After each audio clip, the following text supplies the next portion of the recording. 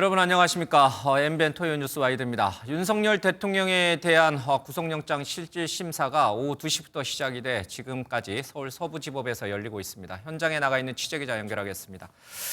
자, 안정무 기자, 영장 심사가 아직 진행 중이죠?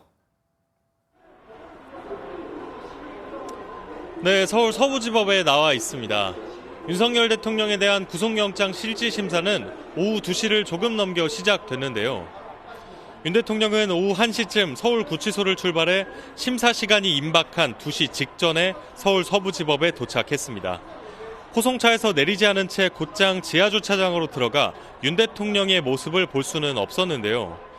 영장심사 출석에 앞서 모습을 드러낸 윤 대통령 측 석동현 변호사는 취재진에게 대통령의 비상계엄 선포는 국민들이 알 수 없는 수많은 고뇌를 거친 것이고 일반 국민들이 함부로 판단해서는 곤란하다고 말했습니다.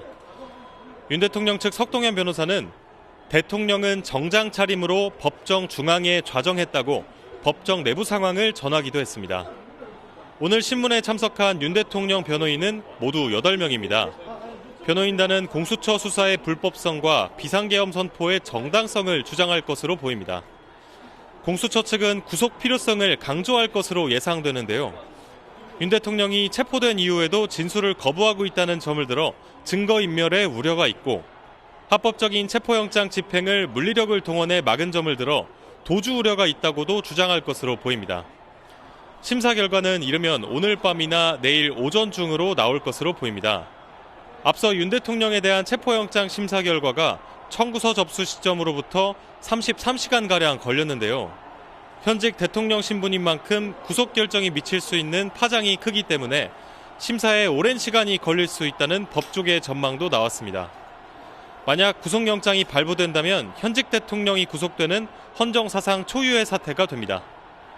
향후 윤 대통령 측에서 구속 적부심사를 청구할 수도 있지만 법원에서 이를 받아들일지는 미지수입니다. 지금까지 서울 서부지법에서 MBN 뉴스 안정모입니다.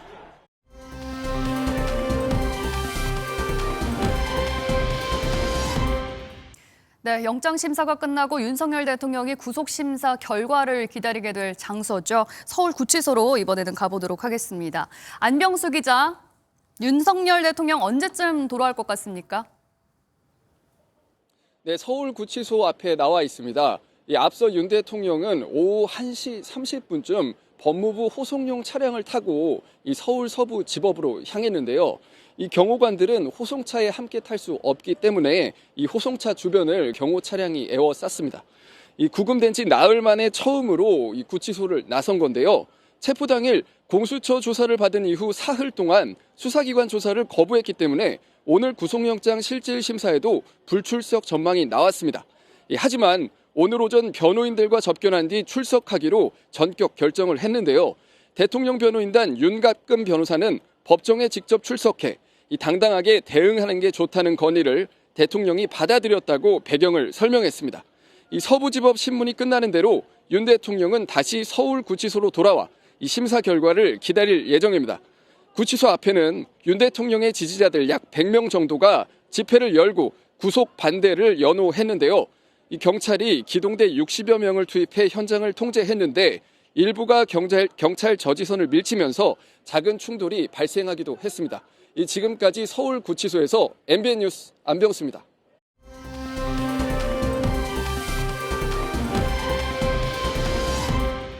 네, 윤석열 대통령의 구속 여부와 향후 수사 방향 두 분 모시고 자세히 짚어보도록 하겠습니다. 강전의 국민의힘 법률자문위원 장윤미 전 더불어민주당 법률위 부위원장과 함께합니다. 어서 오세요. 안녕하세요. 예.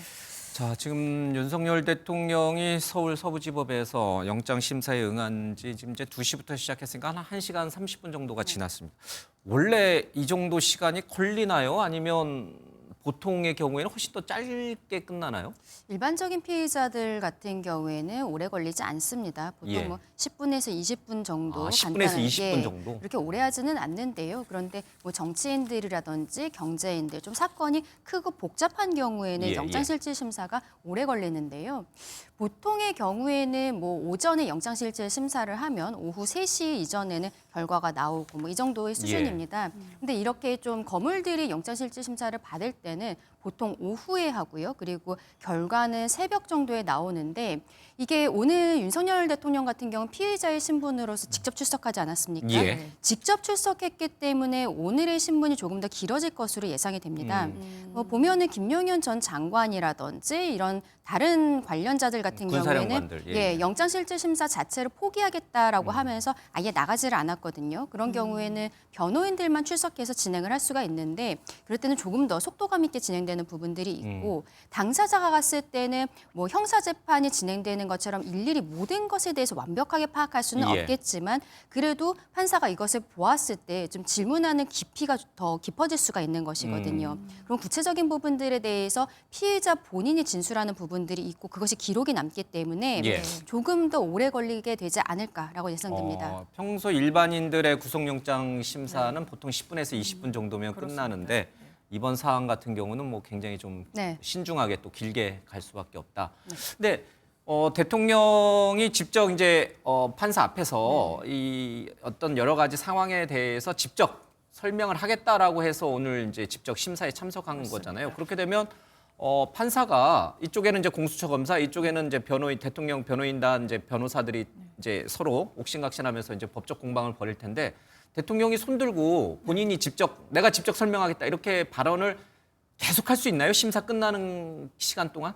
일단 본인의 방어권 행사를 위해서 기본적으로 선임된 변호인들은 대리인의 성격이기 때문에 예. 본인 항변은 당연하지만 허용이 되는 부분이 있고 다만 소송 진행과 관련해서는 어떤 소송의 경제성을 위해서 판사의 재량이 상당히 많습니다. 굉장히 시간을 길게 끌고 어떤 쟁점을 거듭해서 반복하는 건 당연하지만 제지를 당할 것이지만 예. 이런 사안과 관련해서 본인이 이 쟁점에 대해서 내 의견은 이러저러하고 이를테면 내란죄 관련해서도 다 법적 요건이 있지 않습니까? 예. 그럼 대통령은 지금까지 견지했던 여러 입장들이 있는데 이건 개헌법과 헌법에서 적시하고 있는 대한민국의 거의 그 내란 상황, 전시 상황에 준하는 예. 그런 상황 판단이 나로선 있었다. 그 판단을 내리게 된 경위는 이러저러하고 객관적인 물증으로는 이러저러한 상황들이 있었다라는 걸 사실 변호사들보다도 가장 잘 사실관계에 대해서 아는 건 대통령 본인이거든요. 예. 그리고 계엄을 선포할 수 있는 유일한 권한자는 또 대통령인 부분도 있기 때문에 그 판단에 이르게 된 경위에 대해서는 사실 대통령보다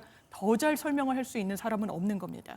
그래서 처음에는 나오지 않을까 나올까라고 하다가 이런 절차에서는 정말 구속의 갈림길이란 건 체포영장의 발부보다도 훨씬 또 엄중한 부분이 있습니다. 예. 실제로 구속영장이 발부가 되면 구속 기소가 된다는 건 거의 기정사실입니다. 예. 영장이 발부됐는데 불구소로 기소하는 경우는 없기 때문에 예. 그렇다면 이 부분과 관련해서 미진함 없이 내가 다퉈야 되겠고 가장 효율적인 방식은 내 스스로가 나서는 것이다라고 법률가 출신인 대통령이 결정을 내린 것으로 보입니다. 그러면 대통령이 참석을 하는 쪽이 윤석열 대통령 쪽에서는 조금이나마 유리한 결과가 나올 수도 있다. 이런 기대감에서 오늘 나왔다는 말씀이신가요? 그런데 일단 결과적으로 봤을 때는 지금까지 대통령의 항변이 재판부를 설득할 수 있는 논리인가에 대한 판단이 남는 거 아니겠습니까? 예. 저는 개인적으로 지금 대통령이 거듭해서 드러냈던 그런 문제 의식 그리고 예. 본인의 항변 내용으로는 재판부를 설명할 수 없을 거라고 생각합니다만 예. 지금 대통령 앞에 뾰족한 다른 선택지도 크게 놓여 있지 않고 예. 아마 내 입장은 내가 좀 소상히 밝히는 게 나을 것이다.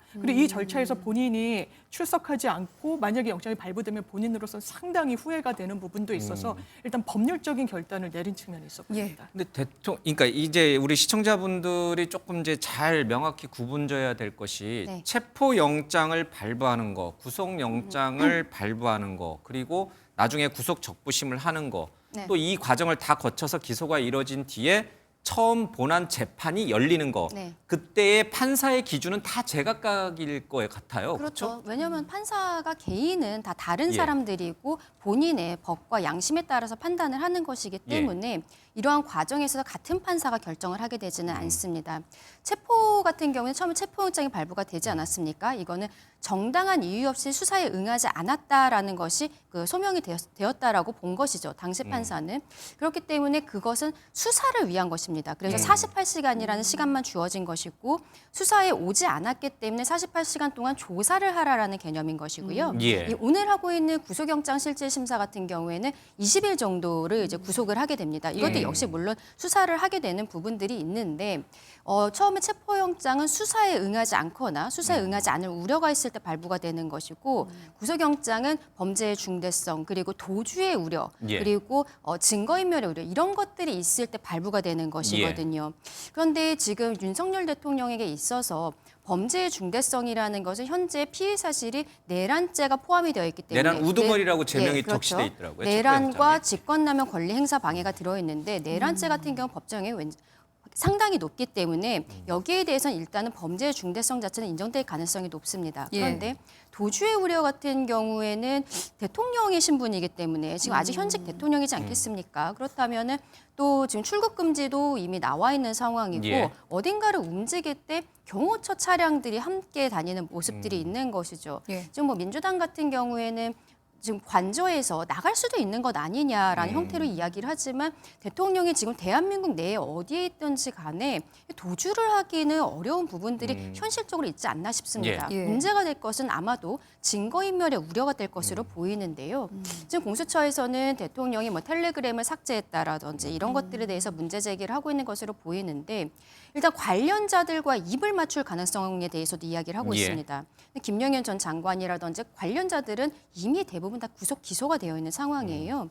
그리고 김용현 전 장관의 공소장을 보면은 김용현 전 장관보다도 오히려 실질적으로는 윤석열 대통령에 대한 부분들이 많이 들어가 예. 있었거든요. 예. 그러면 이미 어느 정도 대통령에 대해서 본인 스스로가 진술한 부분들은 아직 없지만 수사가 이루어졌다라고 볼 수 있지 않겠습니까? 그러면 이제 와서 증거인멸을 한다거나 예, 예. 그럴 우려가 있다고 보기는 어려운 것이 아닌가. 그리고 또 마지막으로 하나 말씀드릴 것이 현직 대통령의 신분을 지금 가지고 있다는 것. 예. 방어권을 보장하기 위해서 구속하지 않을 가능성이 있거든요.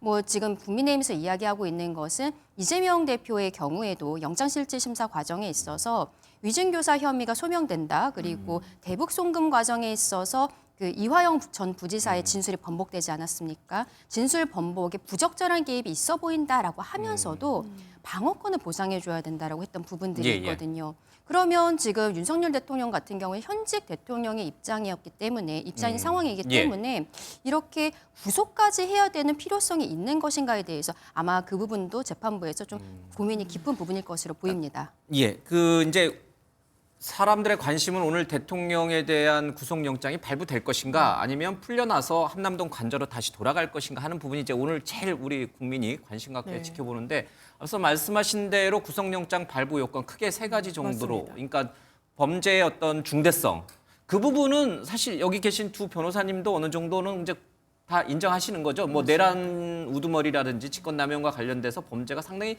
중대한 범죄다라고 하는 부분은 대부분의 법조계에서 인정하니까 이거는 좀 차치하고 이제 이거는 빼고 그럼 나머지 도주 우려와 증거인멸 관련해서 또 이제 말씀하신 대로 대통령으로서 현직 대통령이니까 방어권을 보장하는 차원에서 민주당과 국민의힘 또 이제 변호사분들마다도 이렇게 시각이 좀 갈립니다. 우리 지금 강 변호사님은 이 도주 우려에 대해서는 현직 대통령이 뭘 도주를 하겠느냐 출국 금지도 되어 있고 이렇게 얘기를 하십니다. 그러니까 도주 우려가 없다는 얘기예요? 네네. 동의하세요? 저도 이 두 가지 요건, 지금 말씀 주신 예. 대로 범죄의 상당성을 제외하고 도주 우려나 증거인멸 우려 중에 두 개 다가 필요한 게 아니라 둘 중에 하나만 돼도 구속영장은 발부가 가능한 거거든요. 예. 그렇다면 도주 우려는 저도 강 변호사님이 말씀 주신 대로 지금 대통령은 완전히 다 알려진 인물인 거죠. 어디를 가든 시민들의 시야를 벗어나기가 상당히 어렵습니다. 예. 그렇기 때문에 중책을 맡은 뭐 정치인이나 뭐 정재계 인사들은 도주료가 비교적 낮다라고 평가하는 좀 기계적인 도식이 있는 것도 사실이에요. 그렇다면 아마 재판부도 증거인멸의 우려에 조금 더 방점을 찍어서 판단을 할 수밖에 없을 텐데 지금 지휘관들이 구속 기소돼서 말을 맞추거나 하기에는 제약적인 상황인 건 맞습니다. 하지만 계엄에 이 사람들만 관련된 게 아니고 너무나 많은 사람들이 있고 그리고 계엄이 해제된 이후에도 뭐 비화폰으로 대통령이 직접 뭐 연락을 했달지 그리고 지금 국무위원들도 사실상 입건이 된 상황입니다. 내란의 피해자들인 상황이죠. 사실상 대통령이 언제든지 마음 먹으면 입을 맞추거나 아니면 관련해서 여러 흔적들이 있을 겁니다. 예. 그 부분에 대해서 폐기하거나 파기하라는 지시가 없을 거라고 단정하기가 어렵다는 점 그리고 기본적으로 구속영장은 구속 수사의 필요성이 있는지 여부입니다. 체포영장은 계속 불렀는데 나오지 않아서 일단은 강제로라도 구인을 해서 수사를 받게 한다라면 그 이후의 절차인 구속영장 발부 요건은 그러면 검찰 단계에서 10일, 한 번 갱신해서 20일 동안 사람을 잡아놓고 수사할 필요가 있는지 예. 그 부분과 관련해서 이 발부의 사유를 차곡차곡 쌓았던 건 역설적이게도 윤석열 대통령 본인인 거죠. 수사에 응하지 않았습니다. 검찰 2번, 공수처 3번 다 불응하고 거기에 버텼다는 그런 부분들은 안타깝게도 상당히 영장 발부의 가능성을 높이는 하나의 정황으로 참고될 수밖에 없어 보입니다. 예. 구속영장이 발부될지 기각이 될지 이 여부에 대해서 이제 여러 요건들을 말씀을 해주셨습니다만 이제 증거인멸 우려 부분에 대해서 두 분의 의견이 좀 엇갈렸습니다. 그렇다면 강 의원님께서는 구속영장이 기각될 수도 있다라고 보시는 건가요? 네, 저는 기각될 가능성이 있다라고 생각합니다. 그리고 조금 아까 수사권과 관련한 이야기도 좀 말씀을 드려야 될 것 같은데요. 예. 지금 공수처의 그 직접 수사권이 없기 때문에 내란죄 네. 대통령 입장에서는 거기에 대해서 문제 제기를 했고 예. 그래서 체포영장에 대해서도 불법이다라고 이야기를 하지 않았습니까?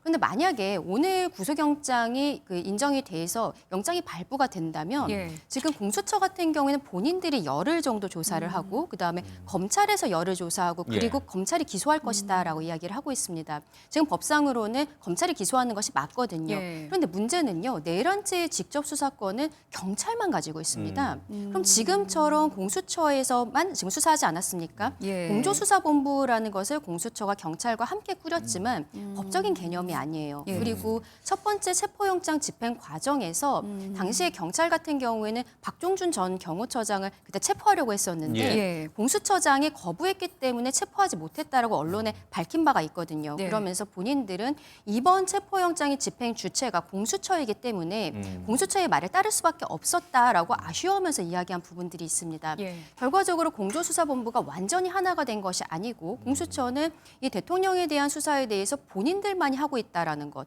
경찰은 협력하고 있다라고 지금 계속 이야기를 하고 있어요. 그럼 이게 구속해서 수사를 하는 과정에 있어서도 공수처와 검찰에서만 조사를 하고 기소가 되었을 때 예. 아까 처음에 말씀하셨듯이 이제 본안으로 들어갔을 때 판사들이 바뀌고 그리고 판단이 바뀔 수 있지 않냐 말씀하시지 않았습니까? 1심 판사, 2심 판사, 대법원에서 위법 수집 증거이기 때문에 무죄다라고 판단할 예. 가능성도 있는 것이죠. 지금 수사기관 자체에 문제가 있기 때문입니다. 그럼 아마 이 부분에 있어서 지금 대통령 측에서도 당연히 여기에 대해서 그 주장을 할 것이라고 생각을 하고 예. 수사권에 대해 공수처 같은 경우에는 지금 직권남용 권리 행사에 대해서는 본인들이 수사권을 가지고 예, 있으니까 관련된 사건으로서 내란죄도 수사할 수 있다라고 이야기하는 것이거든요. 예. 근데 이런 형태로 이야기를 하면 모든 죄에 대해서 모든 범죄에 대해서 다 수사를 할 수 있는 것입니다. 공수처가. 그럼 공수처와 검찰에게 일정 부분에 대해서만 수사권을 준 법이라든지 이런 규정이 전혀 필요가 없는 것이거든요. 그래서 이 부분에 대해서도 판사가 좀 심도 있게 고민하게 되지 않을까라고 예, 그러니까 생각합니다. 강전혜 위원님 말씀으로는 공수처가 일단 내란죄에 대한 수사 권한은 없기 때문에 여전히 이 수사 권한 부분에 대한 위법 논란이 있을 수 있다.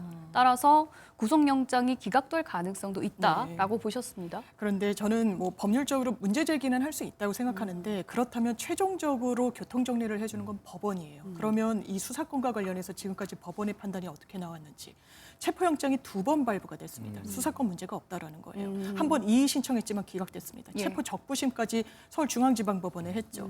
법원이 4번의 판단을 했습니다. 예. 그런데도 다시 한번 이 문제를 되풀이한다는 거 법리적으로 온당하지 않습니다. 공수처는 수사할 수 있는 그런 범죄가 법정돼 있습니다. 예. 그리고 그 수사를 할 때 관련 사건은 수사할 수 있습니다. 지금 직권남용을 수사하고 거기에 관련된 내란죄를 수사할 수 있다고 법원이 4차례 마침표를 찍었다는 이미 점. 이제 체포영장이 2차례 집행이 됐고 맞습니다. 체포 적부심도 기각이 된 부분에 대해서 맞습니다. 적법성 논란은 소명이 됐다. 그렇습니다. 더 이상 되풀이하는 건 사실상 이것을 법리적인 게 아니라 정치적인 소동으로 가져가겠다는 것으로 저는 개인적으로 생각합니다. 알겠습니다. 예. 자, 그러면요. 대통령이 어제까지만 해도 어제 저녁까지만 해도 오늘 구속영장 심사에는 나오지 않을 것이다, 않겠다 이런 입장이었는데 오늘 아침에 이제 태도가 바뀌었습니다. 왜 그랬을까? 이제 그런 부분들도 좀 궁금해집니다. 석동영 변호사 얘기도 좀 들어보고요. 윤석열 대통령이 이제 체포되는 날 또 오늘 아침도 마찬가지지만 이 좀 지지층에게 했던 메시지까지 좀 들어보도록 하겠습니다. 잘못됐다는 거죠. 그러한 부분을 법원 판사에게 분명하게 입장을 밝히기 위해서 오신 거고요. 군 동수권자의 지시를 따른 것인 그 군 장성들, 또 경찰청장을 이렇게 구속하는 이 잘못되고 부당한 수사에 대해서 분명하게 입장을 밝히기 위해서 오늘 출석하시기로 한 것 같습니다. 대통령께서 공수처에서 진술은 왜 거부하고 계시는 걸까요? 지금 그런 부분을 제가 여기서 말씀하는 건 적당치 않고요. 오늘 정말 그동안 우리 법원이 공수처에게 수사권이 없고 재판 관할을 어겨가면서까지 그렇게 저지른 그 불법을 오늘 법원이 깨끗이 씻고 잘못된 수사 절차 이런 부분에 대해서 분명하게 오늘 법원영장 판사가 가려줄 것을 촉구하고 또 기대합니다. 안타깝게도 이 나라에는 법이 모두 무너졌습니다. 수사권이 없는 기관에 영장이 발부되고 또 영장 심사권이 없는 법원이 체포영장과 압수수색 영장을 발부하는 것을 보면서 이런 불법이 자행되고 무효인 영장에 의해서 절차를 강압적으로 진행하는 것을 보고 정말 개탄스럽지 않을 수 없습니다. 우리 청년들이 자유민주주의의 소중함을 정말 재인식하게 되고 여기에 대한 열정을 보여주시는 것을 보고 저는 지금은 법이 무너지고 칠흑같이 어두운 시절이지만 이 나라의 미래는 희망적이라는 생각을 갖게 됐습니다.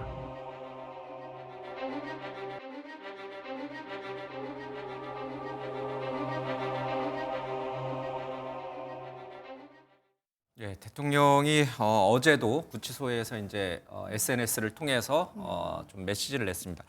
왜 대통령이 영장 심사에 참여하지 않겠다? 그 동안에는 이제 앞서 얘기하신 대로 두 분 변호사께서 얘기하신 대로 공수처가 내란죄 수사권이 없다. 서울 서부지법이 영장을 발부할 권한이 없다. 관할 법원이 아니다. 이제 이런 논리를 내세워서 공수처 수사에서도 묵비권을 행사했고.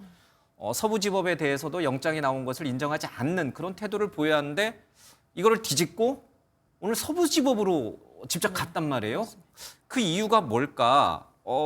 정말 통상적으로 일반 피의자들은 구속을 피하기 위해서 안 나가는 것보다 직접 나가는 게 유리하니까 구속을 피하기 위해서 나갔다라고 보는데 대통령도 그런 차원에서 나간 건지 구속을 피하기 위해서 나간 건지 아니면 이렇게 메시지를 내놓은 것처럼 자신을 지지하는 지지층의 결집, 보수층의 결집 효과를 위해서 내가 정말 나가기 싫지만 서부지법을 인정하기 싫지만 나간 것인지 조금 시각이 다를 수 있다는 생각이 들어요. 먼저 이제 우리 장 변호사님께 먼저 발언권 좀. 전 두 가지 측면이 다 있어 보이는데요. 일단 진술 거부권을 행사하고 있지 않습니까? 공수처는 수사권도 없고 잘못된 적법 절차를 거치지 않고 있다. 거기에 순순히 응하는 것도 사실 자기 모순으로 보이니까 지금 이 법적 절차에서 기소 전에는 본인의 항변을 아주 명시적으로 할 수 있는 사실상의 유일한 절차가 이 영장실질 단계라고 인식을 하는 것 같아요. 예. 그렇기 때문에 내가 여기서는 내 입장을 좀 분명하게 한번 피력을 해보겠다. 사법부는 일단 수사기관이 아니기 때문에 한번 내 입장을 어느 정도 헤아려 줄지를 내가 직접 나서겠다. 그게 유리하다라는 판단을 내린 것 같고 예. 또 한편으로는 당연하지만 대통령이 이 구치소에서도 변호인들을 통해서 본인의 편지, 메시지를 좀 드러내지 않았습니까? 예. 이게 애국심, 뜨거운 애국심을 본인을 향해서 드러내주고 있는 시민들에게 감사하다는 거예요. 본인을 끝까지 응원해달라. 그리고 지금 서부지방법원 앞에도 많은 지지자들이 모여 있다는 거 예. 아닙니까? 그럼 대통령은 지금 믿고 기대는 건 어쨌든 정치적 여론전의 성격도 있다 보니까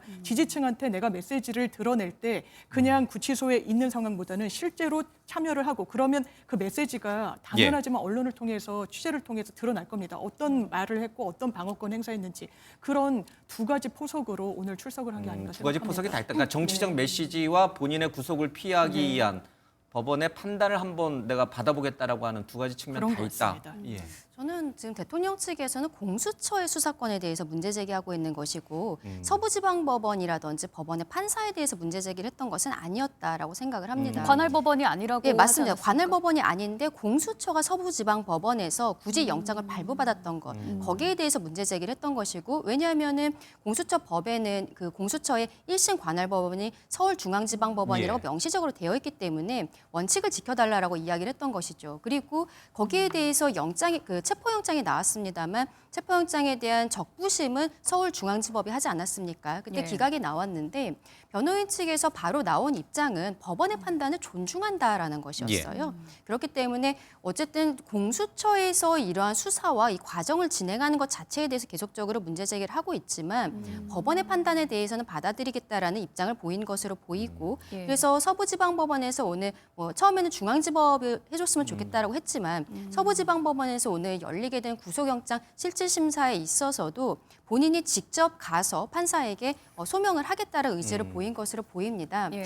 지금 여기에 대해서는 대통령 측에서는 결과적으로는 원칙에서 좀 벗어난 부분에 대한 아쉬움은 있지만 법원에 대한 판단을 존중한다는 것 그리고 이것이 헌법수호의 의지가 있다는 것을 보여주기 위해서 더 이런 형태로 대통령이 오늘 출석에까지 나가게 된 것이 아닌가라고 생각합니다. 그러니까 이제 구속을 피하고 대통령으로서 헌법 수호 의지도 있다. 나중에 있을 탄핵 심판에도 영향을 줄 수 맞습니다. 있으니까 그런 포석이 있고 정치적 메시지는 어떻습니까? 정치적인 메시지에 있어서는 서부지방법원에서 초반에 체포영장 발부됐다는 것에 대해서는 계속적으로 문제 제기를 하고 있는 것으로 보이고요. 그런데 체포영장은 이미 다 끝난 상황이지 않겠습니까? 48시간이 도과가 되어 있는 것이고 이제는 그 이후에 구속영장에 대한 부분들이기 때문에 그 과거의 부분들은 이제 덮고 앞으로의 부분에 있어서 그리고 탄핵 심판이 사실상 저는 더 중요한 것이라고 생각하거든요. 그럼 본인 입장에서는 앞서 말씀드린 것처럼 헌법수호의 의지가 있다는 거, 본인이 원칙을 지키기 위해서 초반에 문제 제기를 했다는 것에 대해서 그런 형태로 어필을 하게 되지 않을까라고 생각합니다. 일각에선 이런 얘기도 있습니다. 윤석열 대통령이 사실 구속기로에 서게 되기까지 그동안에 많은 불복이 있지 않았습니까? 그런데 그게 다 실패하고 말았어요. 이런 것들이 결국에는 윤석열 대통령의 변호인 측의 전략 실패가 아니냐, 판단 미스가 아니냐 이런 얘기들이 들리고 있는 와중에 이제 윤석열 대통령이 오늘 직접 출석을 하지 않았습니까? 그동안의 전략들은 잘못됐던 것 같다. 아무래도 본인이 직접 나서는 게 낫겠다라고 판단을 했었을까요? 네, 기본적으로 변호인들이 엄청 유효하게 전략적으로 변론 전략을 펼치고 있다는 인상을 받지는 못합니다. 예. 왜냐하면 이 법률적인 이의 신청 여러 가지 절차를 다 가동했지만 소개의 성과는 전혀 못 거뒀거든요. 그렇다면 이게 변호인의 어떤 그냥 문제에 그칠 것인가? 형사 절차는 기본적으로 특히 대통령이 받고 있는 혐의는 사형 무기징역까지 선고가 가능해요. 예. 그러면 형사 절차 일반 사건에서도 변호사들이 의뢰인이 다투고 싶어하는 쟁점을 고스란히 받아서 그 부분을 법정에 정확하게 드러낼 수밖에 없습니다. 왜냐하면 변호사가 구속되는 거 아니잖아요. 저희 의뢰인이 구속되는 거잖아요. 그럼 의뢰인의 주장과 항변 내용을 정확하게 반영하고자 하는 예. 그 맥락에서 이해한다면 예. 대통령의 의중이 대리인들의 입을 통해서 지금 나오고 있다. 하지만 그게 결과적으로는 어떻게 보면 패착이다. 이거는 부인하기가 어렵습니다. 예. 그리고 법리적으로도 뒤집어질 가능성이 매우 낮아 보이는데 그럼에도 불구하고 그 전략을 계속해서 관철하고자 하는 건 결과적으로 나중에는 양형이나 이런 부분에서 예. 불리하게 작용할 수밖에 알겠습니다. 없습니다. 지금 대통령을 제외한 나머지 내란 혐의와 관련된 사람들은 모두 다 구속이 됐어요. 그렇죠? 네. 김용현 전 장관을 비롯해서 이제 각 군 사령관들까지. 그러니까 근데 이제 그 사람들의 검찰의 기소장을 보면은 이게 대통령에 대한 기소장인지 그분들에 대한 기소장인지 헷갈릴 정도로 대통령이라는 단어가 많이 언급이 되고 있는데 이 혐의와 관련된 내란 혐의라든지 아니면은 직권남용 혐의와 관련된 다른 사람들이 다 구속됐다는 사실은 대통령의 오늘 구속영장 심사에 어떤 영향을 주게 되는 것인지. 일단 그들이 구속되었다는 것은 구속 사유가 있었다라는 것이고 예. 범죄가 어느 정도 소명되었다라는 판단이 있었기 때문에 구속이 예. 된 것이죠. 그 부분은 당연히 지금 윤석열 대통령에게 불리한 면이고요. 예. 그런데 오늘 윤석열 대통령의 이 영장실질 심사에 있어서 증거인멸의 우려 이 부분을 중점적으로 볼 것 같다 말씀드리지 않았습니까? 그 부분에 있어서는 오히려 이들이 다 구속되어 있는 것이 유리하게 판단될 가능성이 있습니다. 더 이상 입을 맞추기도 어려운 부분들이 예. 있고 이들은 수사가 이미 완벽히 마무리가 된 거예요. 마무리가 됐기 때문에 기소가 된 것이거든요. 그럼 여기에 대해서 윤석열 대통령 입장에서는 도주의 우려가 없다. 그리고 증거인멸도 더 이상 시기상으로 할 수가 없다라는 것에 예. 대해서 적극적으로 어필을 할 것으로 보이는데 그 부분에 있어서는 좀 장단점이 모두 있는 상황이다라고 말씀드려야 유리한 될 점, 것 불리한 같습니다. 점 다 있군요. 근데 관련자들이 다 구속돼 있는데 대통령만 구속이 안 된다. 이러면 그것도 좀 논란이 될 수 있나요? 그러니까 법의 형평성적 관점에서 봐야 될 텐데요. 예. 일반 사건에서도 공범들이 거의 대부분이 많은 수가 구속이 됐고 구속 기소가 됐다라고 하면 공범의 일원인 더더군다나 주요 참여자가 아니라 내란 수개의 혐의를 받고 있는 사람은 더 구속의 가능성이 높아지고요. 기본적으로 왜 관련자들의 구속 기소 이 비중이 높으냐? 법정형이 너무 높아서 그렇습니다. 예, 예. 그러면 법정형이 높으면 도주 우려랑 증거인멸의 동인이 이 피해자에겐 상당히 높다라고 기계적으로 예. 보는 거예요. 예. 그렇다면 지금 모든 공범들이 다 구속 기소가 된 게 아닙니다. 예. 왜 국무위원들도 있고요. 거기에 정말 부하 수행이란 표현이 이제 형법에는 나오는데 그런 관련자들도 있기 때문에 증거 인멸의 가능성 매우 현재도 농후하다라고 법리적으로는 판단받을 수밖에 없어 보이고 공범들이 이미 구속된 상황은 예. 윤석열 대통령에게는 상당히 불리한 정황 중에 하나입니다. 차은경 판사가 아마 이제 두 분이 얘기하는 거를 다 이제 생각을 네. 해서 이제 아주 고심에 고심을 해서 이르면 오늘 밤, 네. 내일 새벽, 내일 네. 오전 정도쯤에는 대통령에 대한 이제 구속 여부를 결정할 가능성이 있다. 알겠습니다. 네. 이 얘기는 저희도 이제 계속해서 좀 지켜보고 이번 사태와 관련해서 김용현 전 장관 쪽과 윤석열 대통령 쪽에서 뭔가 조금 말이 이제 좀 안 맞는 부분들이 좀 생겨난 것 같아요. 네. 개헌 포고령과 관련해서도 그렇고 잠깐 좀 얘기를 듣고 두 분의 설명을 좀 듣도록 하겠습니다. 김용현 장관께서 이제 직접 초안을 작성하셨고 전체적인 검토는 당연히 대통령이 했습니다. 일단 증인을 불러서 김용현 장관의 증언을 들어봐야 될 것 같습니다. 다만 분명한 건 포고령과 관련돼서는 모든 과정은 김용현 장관이 미리 좀 준비를 했고 공소장이 나오지 않습니까? 예, 이 포고령 1호에 네. 국회라든지 지방의회 또 정치적인 결사 집회 이런 것들을 모두 금지한다. 이게 김용현 전 장관이 작성을 하긴 했는데 대통령이 물론 이제 검토를 했다라고 얘기를 하고 있고 김용현 전 장관이 과거에 계엄 관련 포고령을 잘못 뺏겨서 그런 것이다라고 이제 대통령 측 대리인단은 헌재에 그렇게 답변서를 냈어요. 근데 방금 들었지만 김용현 전 장관 측에서는 포고령은 문제된 게 하나도 없다. 정상적으로 만들어진 것이고 오히려 그 포고령에도 불구하고 정치 활동을 금지했는데도 정치 활동을 했던 한동훈, 이재명 이런 분들이 이제 문제니까 이런 분들을 네. 고발했다. 이제 이런 얘기가 나와 있어요. 왜 이게 서로 다르죠? 윤 대통령 측과 김용현 전 장관 측이? 저는 이게 아이러니하게도 결과적으로는 윤석열 대통령 측에서 증거인멸을 하고 있지 않기 때문에 이루어지고 있다라고도 볼 수 있는 것이 아닌가라고 생각을 합니다.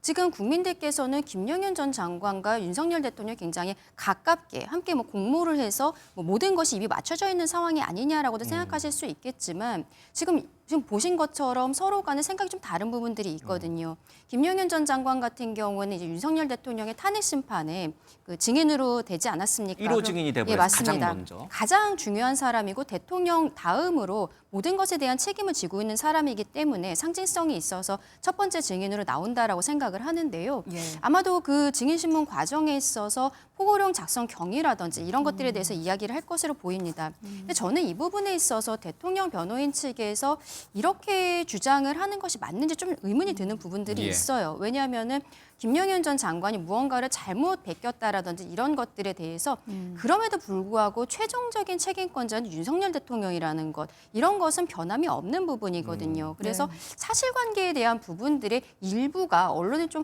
오보처럼 이렇게 크게 보도가 된 것이 아닌가라고 저는 개인적으로 생각을 하는데 향후에는 좀 입장이 정리돼야 되는 부분일 것이고, 그리고 이런 것이 드러날수록 대통령의 어떠한 그 함께 있었던 관련자들에 대해 입막음을 하려고 했다거나 이런 것이 없었다는 것이 보이는 반증이 아닌가라고 생각합니다. 피해자들은 기본적으로 이 법적인 절차에 임할 때 본인에게 가장 유리한 전략을 강구할 수밖에 예. 없습니다.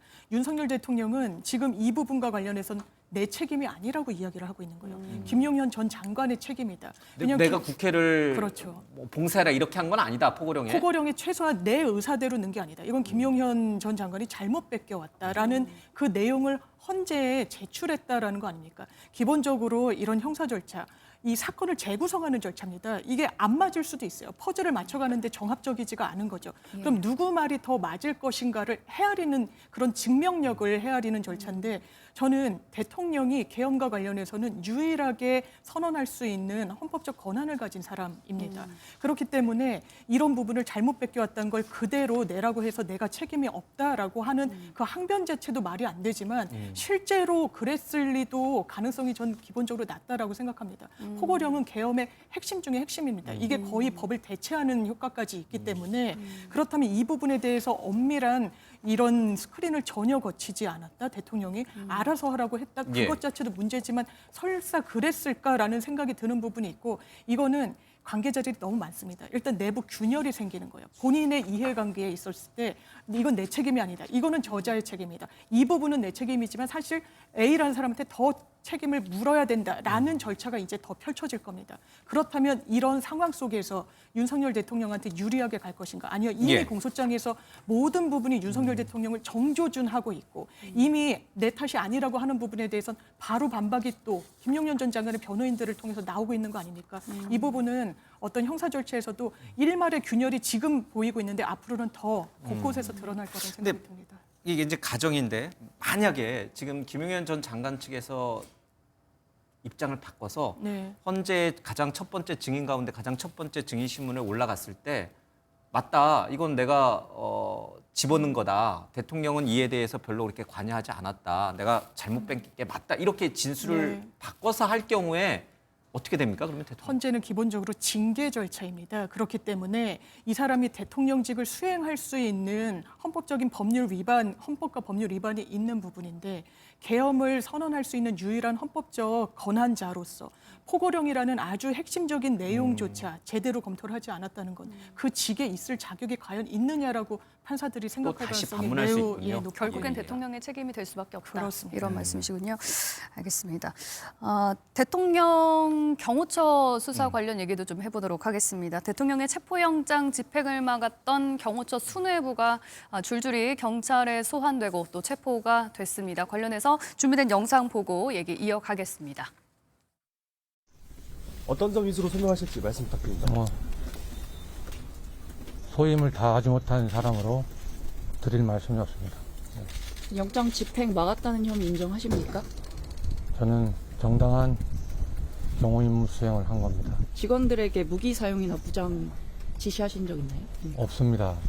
무기는 경호관들한테 근무 중에 평시에 늘 휴대하는 장비입니다. 그 영장 집행 과정에서 제지를 위해서 별도의 무기를 추가적으로 휴대하거나 한 적은 없습니다. 네, 오늘 수사기관의 조사에 성실히 임할 것이며 경호처는 경호구역 내에서 정당한 임무를 수행했을 뿐입니다. 예, 지난주에 박종준 경호처장에 이어서 김성은 경호차장 그리고 이광우 경호본부장까지 경찰에 출석하고 또 체포까지 됐습니다. 뭐 정당한 경호 업무였다 이렇게 해명을 하기는 했습니다만 강경파로 알려진 경호처 내 수뇌부들까지 이제 줄줄이 다 체포가 됐거든요. 이 부분은 이제 어떻게 봐야 될까요? 뭐 예상했던 일이라고 생각을 하고요. 지금 박종준 전 경호처장과 그리고 김성훈 차장에 대해서는 처음부터 뭐 체포에 대해서도 검토를 하고 이랬던 부분들이 있지 않겠습니까? 근데 여기에 대해서는 결과적으로 지금 경호처와 그리고 공수처 간의 그 법에 대해서 서로 간의 특수공무집행 방해를 하고 있다라고 이야기를 하고 있는 것이거든요. 경호처가 대통령을 경호를 했었던 것은 대통령은 국회에서 탄핵심판소추 의결이 가결이 되면서 직무가 정지되지 않았습니까? 그런데 그 이후에도 관저를 그대로 사용하고 있는 것, 경호도 똑같이 받고 있었던 것이거든요. 이것은 대통령 예우에 관한 법률에 따라서 받았던 것입니다. 그렇기 때문에 대통령이라는 직을 유지하고 있는 동안에는 업무가 정지되는 것이지 예우는 계속으로 받는 것이고 경호처 입장에서는 본인들이 할 일을 한 것이다라고 한 것이죠. 그런데 지금 공수처 입장에서는 경호처가 적법하게 발부된 체포영장에 대해서 저렇게 거부를 한 것이 특수공무집행 방해다라고 이야기를 하면서 저 수뇌부들에 대해서 지금 소환을 하고 체포를 하고 있는 과정인데요. 반대로 지금 윤석열 대통령 측에서는 이 체포영장 자체도 불법이었지만 이 과정에 있어서 경찰력이 동원되지 않았습니까? 그것 역시 불법이기 때문에 경찰에 대해서도 반대로 특수공무집행 방해로서 문제 제기를 하고 있는 것이거든요. 이 영장이 만약에 체포영장 자체가 적법하다라고 해도 이 집행 과정에 있어서는 원래는 공수처 검사와 수사관만이 들어갔었어야 되는 것이죠. 근데 인원수가 워낙 적다 보니까 경찰과 공조수사본부를 꾸리고 있지 않습니까? 법적 개념 아니라고 말씀드렸는데 협조를 받는다라고 하면서 경찰이 첫 번째는 120명 정도가 들어갔습니다. 그때는 공수처가 한 30명 정도 들어갔고, 근데 그때 경호처 인원이 워낙 많다 보니까 두 번째는 역시 협조라고 하면서 경찰력이 1000명 정도가 동원된 거예요. 광수단, 뭐 마약 수사를 하는 이런 사람들이 지금 같이 동원이 된 것이죠. 이것은 더 이상 협조라고도 보기가 어려운 부분이지 않겠습니까? 오히려 경찰력이 앞서서 이 체포영장 집행을 하게 된 것이라고 봐야 되는데 이런 것 역시 특수공무집행 방해라고 하는 것이죠. 결국 여기에 대해서 지금 박종준 전 처장 그리고 김성훈 차장 같은 경우에는 지금까지 일관된 입장을 견지하고 있는 것으로 보이고 어느 쪽이 올바른 공무집행을 했던 것인가에 대해서는 결과적으로는 법원의 사법부의 판단으로 나아가야 될 것으로 보입니다. 근데 만약에 오늘 이제 대통령에 대한 구속영장이 기각이 돼서 대통령이 한남동 관저로 다시 돌아가게 되면 지금 경호처장, 차장, 본부장이 다 체포되거나 지금 사직해서 그럼 지도부가 공백이거든요. 경호처 지도부가.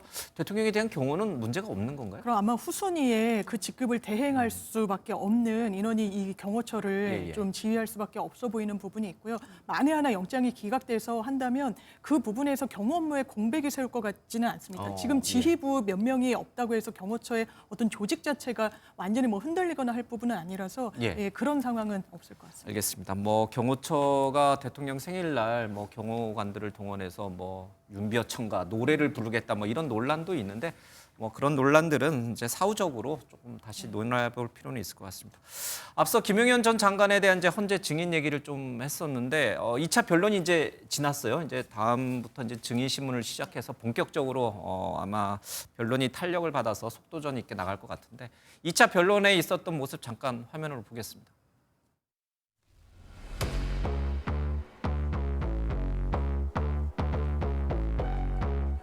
자진 출석한 대통령을 구치소에 수감해서 오늘 두 번째 변론일에도 출석하지 못했습니다. 그래서 부정선거로 의심되는 부분들이 너무 많았기 때문에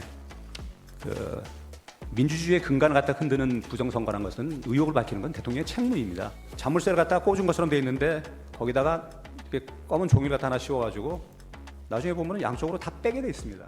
피청구인 대리인 10분 내에 변론하십시오. 시계 찍으십시오.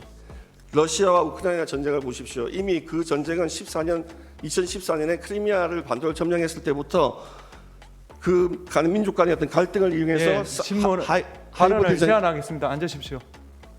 다음 순서 진행하겠습니다.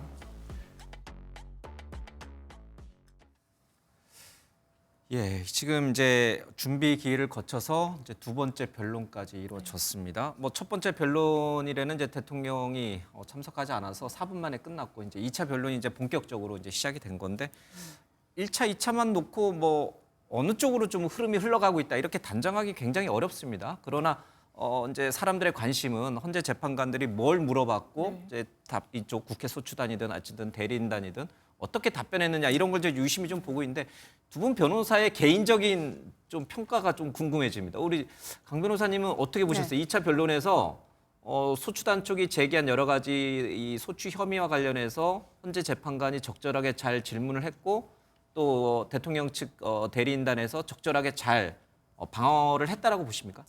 일단은 뭐 소추단에서 주장하고 있는 내용들, 국회 측에서 예. 주장하고 있는 내용들에 대해서 재판관 같은 경우에는 정리해서 질문하는 것은 굉장히 잘하고 있었다라고 생각을 하는데요. 저는 윤석열 대통령의 변호인 측에서 저렇게 울먹이는 모습을 보이는 것은 좀 부적절하지 않나라고 생각합니다. 예. 어쨌든 변호사들이 대리인으로 나온 것이고 이 생방송으로 이 심판 과정이 중계되지는 않지만 녹화된 것들이 언론을 통해서 우리 국민들께서 다 보고 계시기 때문에 저러한 모습들은 이성적이지 않고 어떤 감성적인 판단들, 뭐 지지층에만 호소하는 것인가 이런 형태의 오해를 불러일으킬 수 있는 부분들이거든요. 근데 어저께 그 그 심판 과정에 있어서 결과적으로 윤석열 대통령 측에서는 지금 내란 혐의로 들어간 것들이 천관위에 투입됐던 부분들, 이 부분들에 대해서 부정선거의 의혹이 있다라는 이야기를 길게 한 것으로 알려지고 있습니다. 이 부정선거에 대해서 결과적으로는 그동안에 정부에서 계속적으로 문제가 있다라고 판단을 하고 있었지만 선관위는 본인들이 헌법기관이란 이유로 정부의 어떤 조치에 대해서 협조하지 않았고 그래서 자료 같은 것들도 정부에서 제대로 확보를 하지 못했다는 부분들에 대해 소명을 한 것으로 보이고요. 그래서 결과적으로는 지금 헌법재판소에서 선관위의 서류 제출 같은 것들을 명령하도록 선거연수원에 중국인들이 와 있었던 부분들이라든지 이런 것들에 대한 관련 자료를 대통령 측에서도 그동안에 받지 못했었기 때문에 헌재를 통해서 자료를 받기로 한 것으로 보이고 있습니다. 네. 그리고 지금 선거관리위원장이 국회에 출석을 해서 영장이 뭐 들어온다면 여기에 대해서 협조하겠다는 것도 지금 밝힌 바가 있거든요. 예. 그렇다면 앞으로 이 법원을 통해서 헌법재판소를 통해서 그 선거관리위원회가 그동안에 대통령에게 주지 않았었던 자료들이 들어갈 것으로 보이는데 그러면 그 자료들이 결과적으로 윤석열 대통령이 비상계엄에까지 이르게 될 만큼의 어떤 의혹이 있었던 것이 맞는 것인가 그 부분이 앞으로 쟁점적으로 다루어질 것으로 보입니다. 예. 그 헌재 재판관 정영식 재판관이 그렇게 얘기했습니다. 야당의 어떤 반국가적 행태, 망국적 행태에 대해서 경종을 울리기 위해서 또 세상에 알리기 위해서 계엄을 선포해서 군을 국회에 보냈는데 그렇게 이제 답변서에 이제 그 대통령 측 대리인단이 써서 헌재에 제출했는데 그 정영식 재판관이 물었어요. 야당의 행태를 알리는 것과 군을 국회에 보내는 것은 어떤 상관성이 있는지 기술이 있어야 되는데 그 부분이 빠졌다. 이제 이 부분에 대해서 대리인단 측 이제 추후에 다시 답변서를 내겠다고 했는데 이 둘의 상관성을 밝히는 게 중요한 문제인가요? 맞습니다. 중요합니다. 왜냐하면 기본적으로 이게 변론 준비 기일이 끝나고 지금 정식 변론 기일이 시작되는 와중에는 이 계엄이 그러면 적법하게 이루어졌는지를 지금 헌법재판관들이 확인하는 작업이거든요. 그러니까 묻는 겁니다. 군을 보냈다는 게 계엄의 하나의 상징적인 장면입니다. 군의 통할 아래 이런 여러 헌법기관들을 두게 하는 게 계엄이니까요. 그럼 왜 이렇게 이르게 됐는지를 물었을 때 야당의 어떤 망국적 행태가 있었다. 그럼 그게 군을 보내게 된 원인이었냐고 묻는 겁니다. 그랬더니 본인들은 너무나 당연하게 생각했던 이 전제가 흔들리게 되는 것이죠. 그리고 부정선거에 대해서도 계속 언급을 하지 않습니까? 부정선거 이를테면 그런 겁니다. 대선에 이긴 윤석열 대통령의 선거는 부정선거였습니까? 아니었습니까? 압승한 지방선거, 그리고 대구, TK, 영남권에서 이 지지율이 많이 나오는 건 부정선거입니까? 아닙니까? 본인들한테 유리한 건 부정선거가 아니라고 합니다. 감시했기 때문에. 민주당이 승리를 거둔 선거는 부정선거라고 합니다. 이 어떤 논증이 과연 유지가 될 수 있겠습니까? 많은 선행 판결들이 있습니다. 부정선거는 대한민국에 없었다. 국정원의 이런 통할 아래 각각의 정당의 관계인들이 입회하에 시뮬레이션을 한 부분도 있습니다. 이 부분과 관련해서 중국인들이 선관위에 있었던 무슨 명단을 사실조회하겠다. 일단은 받아줬습니다. 왜냐하면 그 부분이 계엄의 핵심이라고 이야기하고 있기 때문에. 그렇지만 지금까지 온 이 경위를 보면 재판장들이 이 재판부가 어떤 심증을 굳혔을 것인가. 아, 윤석열 대통령이 할 만한 계엄을 했구나. 그렇게 생각하지는 않을 거라고 생각합니다. 알겠습니다. 계속 논쟁이 되니까요. 네, 또 네. 앞으로도 계속 변론이 있을 거니까 저희들이 잘 지켜보겠습니다. 예, 두 분 말씀 여기까지 듣겠습니다. 네, 고맙습니다. 고맙습니다.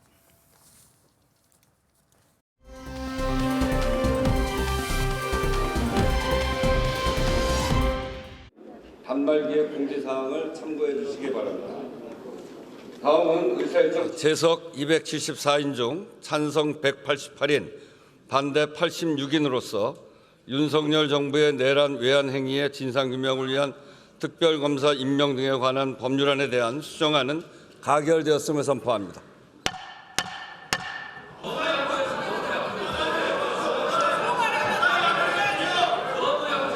수사 대상과 관련해서는 민주당 안은 1호부터 11호까지 수사 대상이 언급되어 있는데요. 국민의힘 법안에 있는 1호부터 5호까지를 모두 담았고 국민의힘의 안으로 대체를 했습니다. 이 정도면 사실상 국민의힘 쪽의 주장을 전폭 수용한 아니고 합의안이라고 해도 무방할 정도입니다. 우리로서는 최대한 요 정도까지는 양보할 수 있다라고 해서 법안을 만들었는데 주고받자. 우리가 하나 빼주면 너희들도 하나 받아라. 양보해라. 이런 식으로 이제 협상을 하자 그래서 그런 협상은 할 필요가 없다. 예, 두 분 모시고 또 자세한 얘기 나눠보도록 하겠습니다. 송영훈 전 국민의힘 대변인, 박창환 장한대 특임교수 나오셨습니다. 예, 안녕하십니까? 자, 이 혼란스러운 전국에 대해서 국민들은 또 어떻게 바라보고 있을지 궁금합니다. 최근 나온 여론조사 얘기를 좀 해보려고 하는데요. 갤럽 여론조사 결과, 자, 일주일에 한 번씩 이제 조사 결과가 나오고 있잖아요. 국민의힘이 오차범위 내이긴 하지만 민주당을 앞선 것으로 나타났습니다. 이게 이른바 이제 크로스가 돼버렸어요. 계속 이제 국민의힘의 지지율이 좀 오르는가 싶었는데 이렇게 역전이 된 상황 어떻게 바라봐야 될지 송영훈 대변인님. 이미 이제 우리 국민들의 시야는 탄핵 심판 이후에 대한민국에 가 있는 거죠. 예. 그러니까 12월 3일 비상계엄에 대해서는 이미 12월 16일에 국회가 탄핵 소추를 해서 윤 대통령이 직무정지가 됐고 예. 그리고 이제 이번 주에는 윤 대통령의 체포까지 있었고 그러면 국민들의 시선이 빠른 속도로 그 이후에 대한민국으로 가고 있는 겁니다. 그리고 12월 3일 비상계엄 선포로부터 그 탄핵 소추안 가결까지 기간이 대단히 짧았습니다. 예. 10하루밖에 안 됐잖아요. 그러면은 12월 14일로부터 다시 10하루를 더하면은 12월 25일이 됩니다. 예. 그리고 그 이후에 어떤 일들이 있었는가 하면은 한덕수 대통령 권한대행에 대한 탄핵 소추, 그리고 민주당의 이른바 줄탄핵 겁박, 그리고 내란죄에 관한 법률적 주장을 헌재에서 제외함으로써 탄핵 심판의 시간을 인위적으로 앞당기려고 한다는 그런 의문. 예. 그리고 무엇보다도 가장 최근에는 이른바 카톡 계엄령이라고 하는, 그러니까 국민들의 SNS를 사찰 내지는 검열하다시피 해서 대대적으로 공당이 국민을 고발해서 처벌받게 하겠다라고 하는 겁박. 이런 것들이 있었습니다. 한꺼번에 모아지면서 탄핵 심판 이후에 대한민국이 그러면은 이재명 대표의 세상으로 가도 좋은가? 이것에 대한 의문이 급격하게 빨라지고 있는 것이죠. 예. 그렇기 때문에 결집이 일어나고 있는 것이고 정당 지지율, 나아가서 이재명 대표 개인의 지지율에도 지금 변화가 있는 것이다. 이렇게 말씀드릴 수 있겠습니다. 그러면 잠깐 이렇게 분명하게 좀 선을 긋고 가야 될 것이 지금의 여론조사 지지율이 탄핵 이후 국면에 대한 것으로 진행이 되고 있기 때문에 저런 지지율이 나왔다. 그 얘기를 조금 쉽게 풀면 대통령의 파면은 기정사실이고 그 이후에 치러질 조기 대선 국면에서 이재명 대표가 대통령이 되는 것을 방어하게 막기 위한 보수층의 결집이 이뤄져서 저렇게 역전이 났다. 그러니까 조기 대선이 간다는 걸 전제로 지금 말씀하시는 건가요? 대통령의 파면을 기정사실이라고 말하는 것은 아닙니다만 그럴 수도 있겠다라고 하는 생각은 보수층에서도 일부 하고 있는 것이죠. 그러면서 그럼 앞으로 어떤 세상이 펼쳐질 것인가를 심각하게 생각을 해보니 이재명 대표가 주도권을 잡고 가는 세상은 이렇게 국민이 민생을 어려움을 겪든 말든 권한대행을 탄핵해서 줄탄핵을 하겠다고 하고 그러면서 결국에는 이재명 대표 혼자만의 이익이 국민보다 우선시되는 것이 너무나 적나라하게 드러나고 있지 않습니까? 결국은 그런 것에 대한 반감, 반작용이 지지율로 나타나고 있는 것입니다. 저희가 국민의힘이 이제 반사 이익을 보고 있는 것이죠. 과거와 상당히 좀 비교를 많이 하게 되잖아요. 특히 이제 이번 탄핵 전국을 이제 과거의 박근혜 전 대통령 탄핵 전국과 좀 비교를 많이 하고는 있는데 그 당시와 상황이 너무 많이 다르다. 그런데 그 이유는 민주당의 최근에 그 독주 체제 또 이재명 대표는 안 된다. 만약에 조기 대선으로 가더라도 이재명만큼은 안 된다라는 이유로 보수층이 결집을 해서인 건지 그 양상이 다른 이유는 교수님께서 뭐라고 보세요? 저는 뭐 보수층의 학습 효과가 나타난 거다 이렇게 보고 있습니다. 예. 지난 박근혜 탄핵 당시의 보수층은 이거는 잘못된 거다. 그러면서 사실상 탄핵에 찬성을 많이 했었습니다. 그리고 국민들 눈높이에 맞춰 가겠다. 이런 예. 스탠스를 분명히 취했어요. 예. 그리고 탄핵 과정도 굉장히 스무스했습니다. 그런데 이번 윤석열 대통령에 대한 탄핵 과정은 그런 학습 효과를 거쳐서 예. 자, 이렇게 되면 윤석열 대통령의 탄핵이 결국은 파면으로 갈 가능성이 굉장히 높은 상황 아니겠습니까? 예. 그러다 보니까 그러면은 다음 대통령은 누가 되지? 보니까는 이재명 대표가 대통령 될 가능성이 굉장히 높고 그러다 보니 탄핵 전부터 이 국민의힘의 캐치프레이즈가 뭐였냐? 이재명은 안 된다였어요. 그러니까 탄핵 계엄이나 내란에 대한 뭐 사과나 반성 거기에 대한 언급은 아무것도 없었고요. 뭐 무조건 그냥 이재명은 안 된다. 이거 현수막 붙이는 거 얼마나 중요하게 여겼습니까? 결국은 국민의힘의 과거의 학습 효과로 이재명은 안 된다라고 했던 캠페인이 어느 정도 지금의 국면을 예. 계엄과 내란에 대한 여론조사가 진행되는 게 아니라 이후에 벌어질 조기 대선에서 이재명 체제에 대한 소위 말해서 호감과 비호감의 그런 여론조사로 성격이 바뀐 거 아니냐. 물론 이번 여론조사가 특히나 보수층의 과표집이 유독 두드러지거든요. 최근에 여론조사에서 예. 그렇게 본다면 윤석열 대통령이 농성을 그러니까 소위 말해서 체포영장을 거부하며 농성을 벌이고 있는 것에 대해서 도대체 지난 한 달 동안 뭐 했냐. 이런 중도층과 또 진보층의 어떤 뭐라 그럴까요?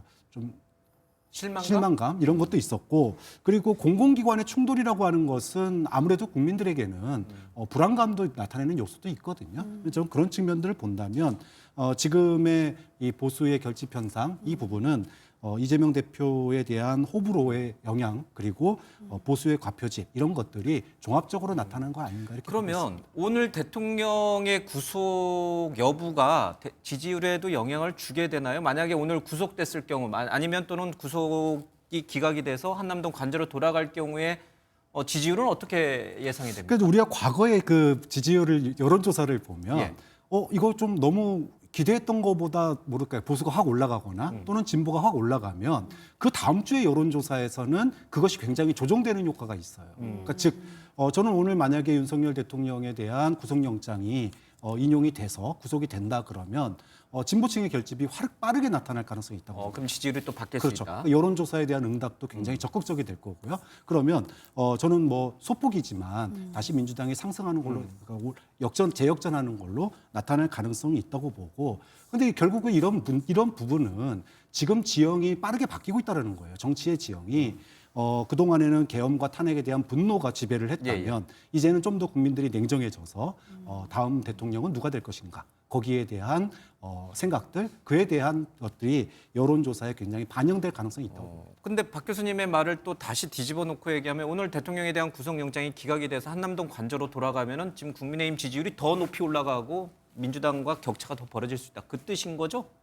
글쎄요. 그런 예. 상황에 대해서 그건 또 아닌가요? 깊이 생각해보지 않아서 잘 모르겠습니다만은 윤 대통령이 만약에 구속영장이 발부가 돼서 구속이 된다고 하더라도 그것이 민주당이나 이재명 대표에게 좋게 작용할 것 같지는 않습니다. 왜냐하면 우리 국민들께서는 그동안에 두 개의 사법 절차를 동시에 봐오고 계셨거든요. 하나는 윤 대통령에 대한 탄핵 심판이고 다른 하나는 이재명 대표의 사법 리스크라고 불리는 각종 범죄 혐의들에 대한 재판, 특히 633 원칙에 적용돼야 한다고 말하시는 그 선거법 위반 사건입니다. 그러면은 지금 이제 윤 대통령이 구속이 된다면 어느 정도 일정 부분 징치가 달성된 것이 아니냐 그런 느낌을 주거든요.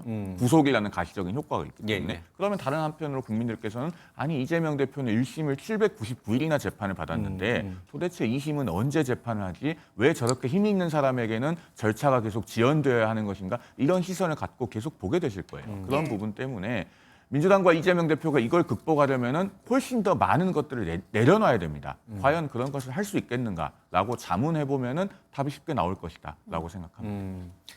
헌재 재판이 언제 끝날지 예측하기는 좀 어렵습니다만은 뭐 지금 뭐 여러 가지 정치권 안팎에서 나오는 얘기, 법조계 안팎에서 나오는 얘기를 좀 놓고 봤을 때 빠르면 2월 말 3월 초에는 나오지 않겠냐 이렇게 보시는 분들도 있어요. 그러면 이재명 대표에 대한 항소심 결과, 지금 이제 2심 결과는 언제 나오느냐? 그거 역시 뭐 3월 전후로 나올 수 있다. 지금 집중 심리를 하고 있으니까요. 그러면은 이재명 대표는 항소심 상태에서 지금 조기 대선에 뛰어들 가능성도 좀 있는 것이고, 물론 이제 대통령이 기각이 돼서 복귀할 수도 있지만 대법 선고가 60일 안에, 그러니까 5월 전에 나올 가능성보다는 6월쯤에 나올 가능성을 따져봤을 때 이재명 대표가 항소심에서 피선거권이 박탈되는 형을 유죄를 받았는데 그럼에도 불구하고 민주당의 대선 후보가 돼서 조기 대선을 치른다. 이거는 있을 수 없는 일 아니냐. 그래서 보수층이 더 결집을 해서 이재명 대표에 대해서 반대가 더 커질 것이다. 이렇게 보는 국민의힘 보수층의 전문가들이 꽤 있더라고요. 그 부분은 동일하세요? 그런 스케줄과 그런 시나리오를? 그 부분에 대해서는요. 보수의 결집만 불러오는 것이 아니라고 생각합니다. 즉 이재명 대표가 2심에서까지 당선 무효에 해당하는 중형을 선고받고 대법원에서의 전제가 많아요. 그렇습니다. 대법원에서 결론이 나오지 않은 상태에서 조기 대선이 열리고 민주당의 대선 후보가 된다. 그렇게 되면요. 보수만 결집하는 것이 아니라 중도도 이해를 못해요. 납득을 못하십니다. 자, 이 선거법 사건 하는데 언제 벌어진 일입니까? 지난 대선 때 이재명 대표가 허위사실 공표를 한 혐의로 재판을 받고 있는 거예요. 그런데 지난 대선에서의 선거법 사건이 아직도 대법원 판결이 확정이 안 돼서 새로운 대선에 또 나온다. 그 말이 됩니까? 대선에서 벌어진 일인데 다음 대선 때까지 판결이 확정이 안 돼요. 이건 중도층도 납득하지 못할 만한 일입니다. 이 선거법의 633 원칙이라고 하는 게요. 언제부터 있었냐면 통합선거법 이전에 국회의원 선거법에서는 1991년 12월 말에 들어왔고요. 대통령 선거법에서는 1992년 11월에 이 조항이 들어옵니다. 14대 대선 때부터 있었던 30년이 넘는 우리 법의 일관된 원칙이에요. 왜 이재명 대표에게는 이런 원칙이 지켜지지 않는가에 대해서 많은 국민들께서 지금 의문을 갖고 보고 계시다. 이런 말씀드립니다. 뭐 저도 핵심적으로 보수의 결집만 일어나는 건 아니다. 반대로 이거는 역작용으로 진보의 결집도 일어납니다. 그러니까 지금 제가 얘기하고 싶은 거는 탄핵은 탄핵이고 이재명 대표의 재판은 재판이고 하지만 선거는 선거라는 거예요. 이것이 각각이다? 그렇죠. 이것이 물론 상호작용을 일으키긴 하지만 어느 것이 결정적으로 영향을 미친다 보기는 어렵다고 봅니다. 그렇기 때문에 지금은 이제 탄핵에 대한 여론조사가 그동안에 일방적으로 진행돼 왔다면 지금은 이재명 대표의 재판까지, 즉 중도가 냉정하게 양쪽을 바라보고 있는 시각이다 이렇게 볼 수 있고요. 이것이 이제 또 선거 국면으로 가게 되면 또 달라집니다. 선거 국면으로 가게 되면 이재명 대표에 대해서 과연 이재명 대표의 재판은 그냥 넘어가는 거냐 뭐 이런 얘기가 나오는 시기가 또 지나가게 되면 어떤 일이 벌어지냐 하면은 그러면은 상대적으로 바라보게 되는 거예요. 국민의힘이 이제까지 어떤 일을 했는지, 즉 국민의힘이 국민의 눈높이에 맞는 그런 대선 후보와 그런 지난 탄핵 심판에 있어가지고 그런 행동을 했는지, 아니면 소위 극우의 영향력에 휘둘려가지고 태극기 부대의 영향력에 휘둘리는 그런 한쪽의 주장만 했는지 이것까지 같이 판단하게 된다는 겁니다. 그렇기 때문에 제가 앞서서 얘기했던 것처럼 탄핵은 탄핵이고 재판은 재판이고 선거는 선거다. 이것이 자연스럽게 유기적으로 연결되지는 않을 가능성이 좀 굉장히 높다고 봐요. 그게 제각각이면 탄핵은 탄핵이고 이재명 대표에 대한 호감, 비호감은 그건 그거고 또 차기 만약에 조기 대선이 이루어지면 그거는 그건데 다 제각각인데 왜 지지율이 저렇게 나오냐는 거예요. 이제 저는 이제 지지율이 재판 국면, 이재명 대표의 재판이 불거지는 국면까지는 민주당의 지지율이 뭐 크게 안전히 높아지거나 뭐 과거처럼 48%, 50% 그렇게 갈 가능성은 높지 않다고 봐요. 근데 문제는 여기에 이제 그럼 국민의힘은 어떤가? 즉 투표라고 하는 거, 선거라고 하는 건 상대적인 거거든요. 자, 상대적으로 국민의힘과 민주당 또 국민의힘의 대선 후보와 민주당의 대선 후보를 놓고 봤을 때 그러면은 이제 그때는 앞뒤를 다 보게 된다는 거예요. 계엄 때 넌 뭐 했니? 탄핵 때 너는 뭐 했니? 그리고 대한민국의 미래는 어떻게 생각하니? 이렇게 봤을 때 그때는 다시 또 조정이 이루어진다는 겁니다. 예, 알겠습니다. 자, 저희가 오늘 지금 윤석열 대통령이 구속영장이 발부될지 기각될지 지금 영장 실질 심사가 진행 중인데요. 2시부터 서울 서부지법에 직접 출석을 해서 심사를 받고 있습니다. 이 부분에 대한 전망도 좀 두 분한테 들어보도록 할게요. 앞서 변호사님들과 또 얘기를 했습니다만 대통령의 구속이 진행이 될지, 그러니까 발부가 될지, 기각이 될지 이 여부에 대해서 좀 어떻게 전망을 하십니까? 일단 지금 윤 대통령이 구속영장 실질 심사를 받고 있는 것 자체가 국가적으로 대단히 불행하고 안타까운 일이죠. 그럼에도 불구하고 어쨌든 그런 상황에 놓인 것이 현실이니까 이제 앞으로 전개될 상황이 어떠한지에 대해서도 전망을 해보지 않을 수가 없는데 현실적으로 구속영장 발부 가능성이 대단히 높습니다. 대단히 높아요. 대단히 높다고 봅니다. 왜냐하면은 윤 대통령이 구속을 피할 수 있는 길이 있긴 있었어요. 그동안에 그 수사기관에 출석 요구가 있을 때 검찰에서 2번, 공수처에서 3번, 5번의 기회가 있을 때 그중에 어느 한 번이라도 적극적으로 출석을 해서 수사에 자진해서 협조하는 모습을 보여주고 예. 그러면서 만약에 구속영장이 청구가 된다면은 나는 그동안의 수사에 성실히 협조를 했고 또 현직 대통령이어서 도저히 우려가 없고 또 그동안의 관련 인물들은 모두 다 구속 기소가 돼서 지금 재판을 받고 있는 상태이기 때문에 네. 현실적으로 증거인멸의 가능성이 그다지 높지 않다. 그리고 현직 대통령인 만큼 국격을 고려해서 그 사회적 파장을 고려해서 구속만큼은 좀 하지 않는 것이 바람직하지 않겠느냐. 이런 논리를 개진했을 때 그나마 구속되지 않을 가능성이 저는 있었다고 봅니다. 예. 그런데 지금 이제 그런 길로부터는 너무 멀리 왔어요.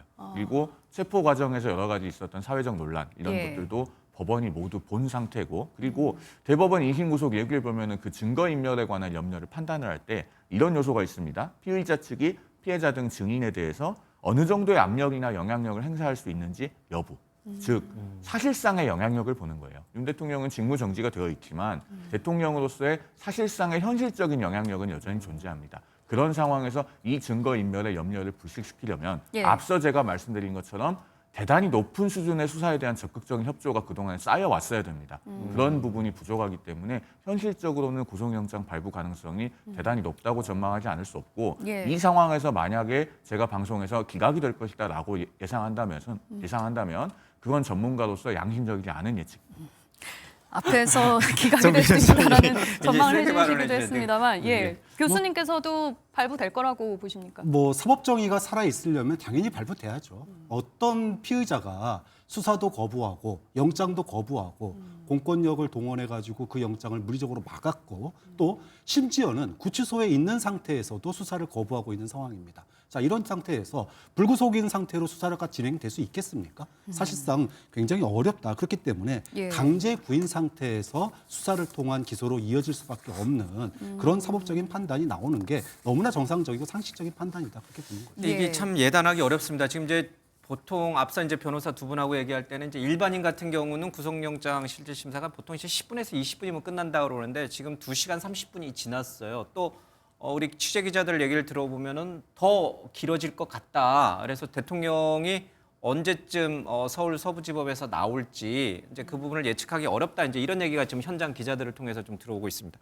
이게 길어진다는 얘기는 판사가 공수처 쪽에서 제시한 구속 사유 뭐 150쪽이라는 막대한 양도 있지만 판사가 양쪽의 얘기를 충분히 듣고선 고민이 깊어지고 있다. 이제 이런 뜻도 좀 되는 거 아닌가요? 절차적인 정당성을 확보하기 위한 측면이 가장 크다고 보여집니다. 지금 이 현직 대통령에 대한 헌정사상 초유의 구속영장 실질심사는 그만큼 사회적으로 관심도가 높고 대단히 엄중한 사안이기 때문에 법원으로서도 특히 피의자 측에 대해서 최대한의 방어권을 보장했다는 점을 보여줘야 됩니다. 그렇기 때문에 대통령의 변호인단이 어떤 주장, 어떤 변론을 하더라도 그 부분에 대해서 충분한 시간을 두고 재판부가 경청할 가능성이 대단히 높다. 이렇게 보여집니다. 사실 그 대통령의 변호인단뿐만 아니라 지금 탄핵심판 대리인단도 헌법재판소에서 대단히 장시간의 변론을 하고 있는 편이거든요. 저는 대통령 변호인단의 전략도 그 부분으로부터 크게 다르지 않을 거라고 생각이 되고요. 특히 또 윤 대통령 본인이 오늘 출석을 하지 않았습니까? 그러면 대통령 본인께서 그 자리에서 준비해온 말씀들도 있을 거예요. 그런 부분에 대해서도 아마 법원이 그 대통령에 대한 예우 차원에서라도 충분히 지금 경청을 하고 있을 것으로 생각됩니다. 예, 오늘이 아무래도 주말이다 보니까 주말에 영장 실질 심사가 열리게 돼서 영장 전담 판사가 아니라 이제 당직 판사가 또 이제 심사를 하게 된다고 하더라고요. 이 부분은 뭐 결과에 영향을 미칠 수 있습니까? 결과에 큰 영향은 없을 것으로 보고 오히려 이 구속영장 실질심사의 결과에 대한 논란을 잠재우는 데에는 더 도움이 될 걸로 봅니다. 왜냐하면 아시다시피 서울 서부지방법원에 영장 전담 부장판사가 2분이 계십니다. 그리고 그 2분이 각각 1차 체포영장과 2차 체포영장을 이미 윤 대통령에 대해서 발부를 했던 적이 있죠. 그래서 그 2분 중에 어느 한 분이 담당을 한다면은 이미 사건에 대한 선입견이 있는 것이 아니냐 이런 논란이 있을 수 있기 때문에 윤석열 대통령이 이번에도 구속적부심 청구할 가능성도 있다고 보세요? 뭐 저는 있다고 봅니다. 그러니까 지금 사실상 보면은 영장 전담 판사가 아닌 당직 판사가 했음에도 불구하고 구속영장이 발부가 된다 그러면 지난번 체포영장 당시에도 거기에 대해서 반발을 하면서 중앙지법에 적부심 신청을 했었잖아요. 예.